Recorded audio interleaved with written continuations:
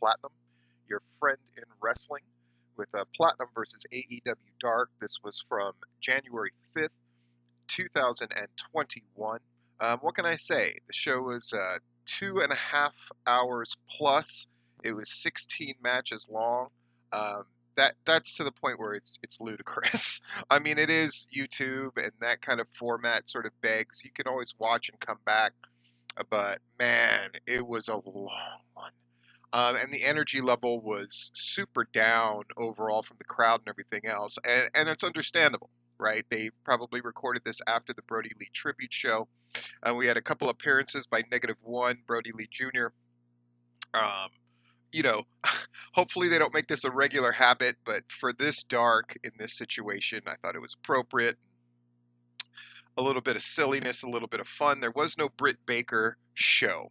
Now, I'm going to go through these things rather quickly. This was a show of really little note. The four-way scramble was the best match on the card by far. As usual, I will highlight who I think the performer of the week was.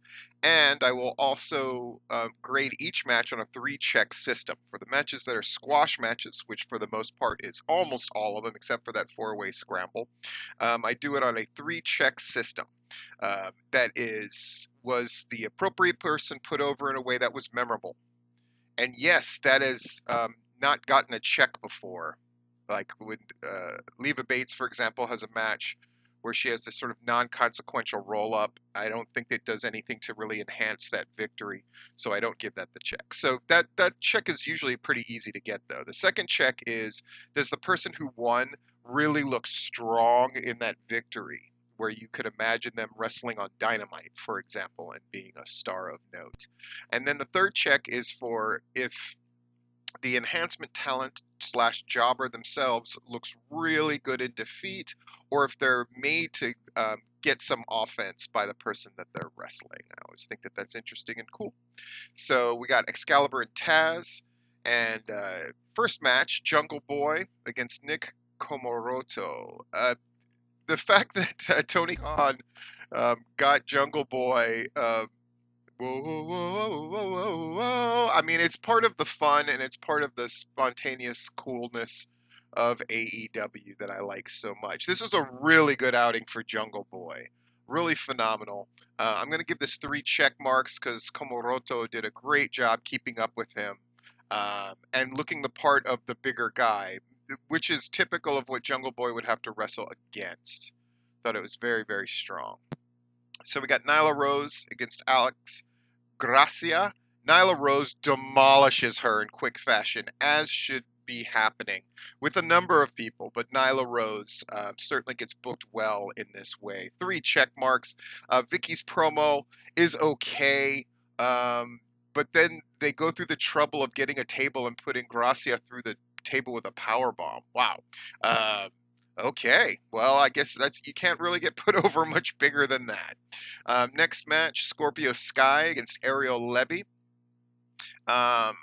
Took a Chevy to Ariel Levy, but that Levy was dry. He did a pretty good job in this one.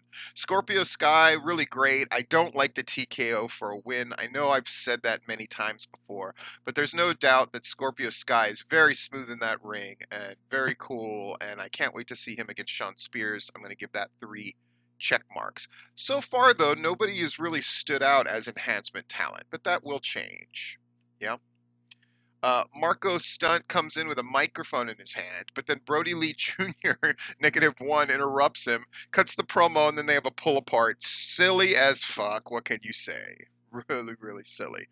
Rey Fenix in action. Last week, we saw him against Very Morales in a match that is one of the best sort of squash matches or jobber matches that I've seen on Dark ever. Very Morales did a great job. Aaron Solo here does a really good job, and it really gets me excited for the thought of Phoenix against Kenny Omega. If they do the job, it's 3 check marks. Very good job. Not as good as Very Morales, but what are you going to do? Very Morales had the best debut ever. What can you say about it? Brandon Cutler against Louis Valle.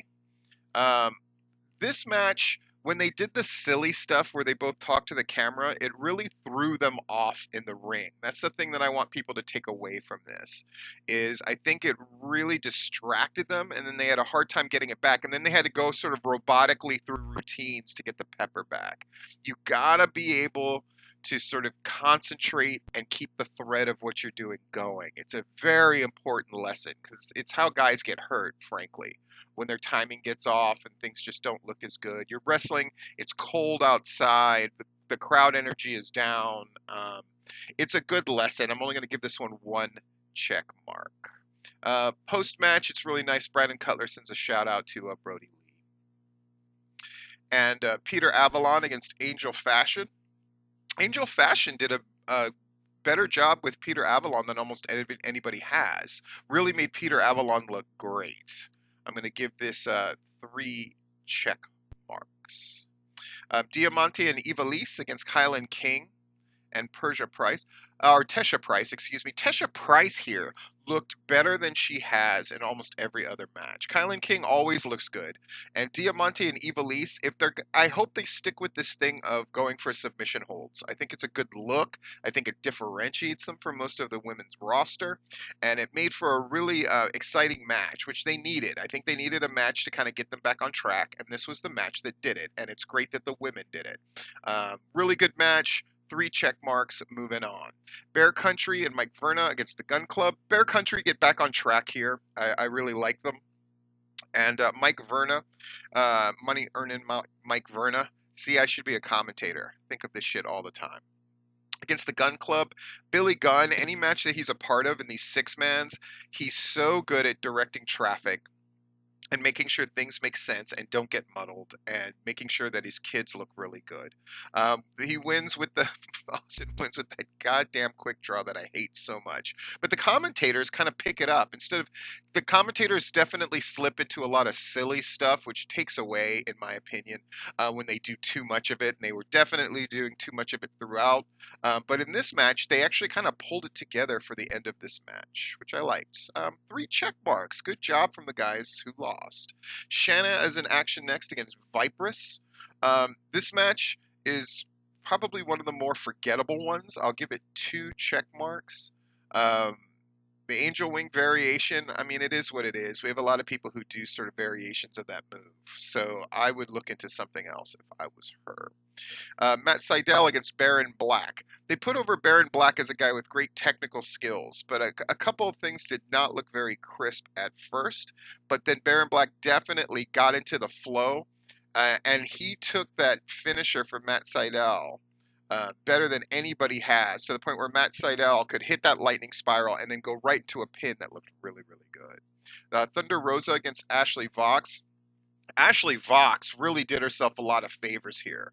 Really good look, really good match. Thunder Rosa definitely hitting that momentum. I will be curious to see in about a week's time whether she can have a really great match with Britt Baker. I think if she can do that, then they've definitely helped to elevate the entire women's division. But I got to say again, Vox, I think, did a fantastic job in this match. Rosa gets the win, as it should be.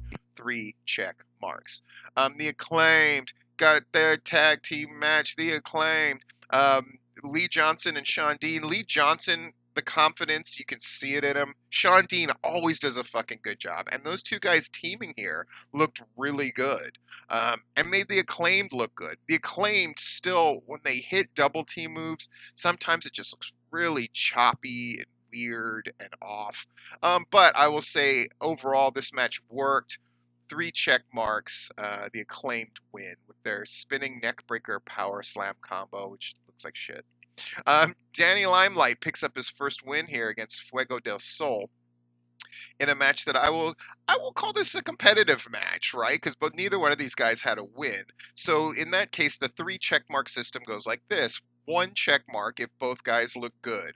A 2nd check mark if their match really has a sort of competitive vibe. And then a 3rd check mark if something is advanced in order, like gimmick-wise or something like that, or storyline, something like that. In that case, I'll give this 3 check marks because I think they've done themselves a favor by making Danny Limelight something other than the guy that always loses.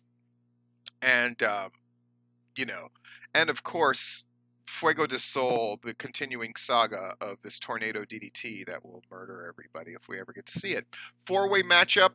Favorite match on the card, super competitive. Frankie Kazarian with Angelico versus Griff Garrison and Darius Martin. I thought they did a great job putting over the story. Darius Martin, by the way, of Top Flight. So if you don't recognize that name, just know it was competitive. It was good. Griff Garrison really shone here. Really, really shone brightly in this match. And Angelico, I thought it was kind of cool because it's his style of wrestling isn't really conducive to this four-way dance. So he had a heavy dose of Jack Evans trying to help him. Frankie Kazarian's reaction to winning this match was my favorite thing on the show.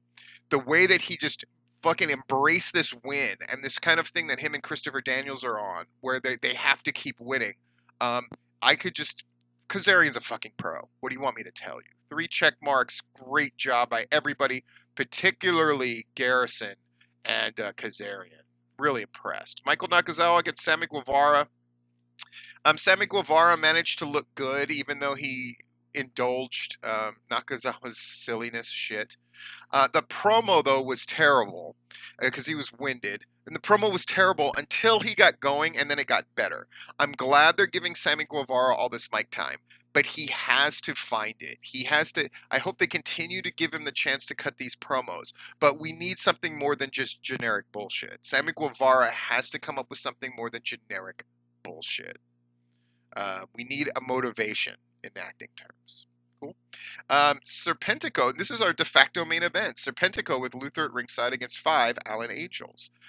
Really good showing for Alan Angels. The commentators were on point putting over the story of what Brody Lee meant to Alan Angels.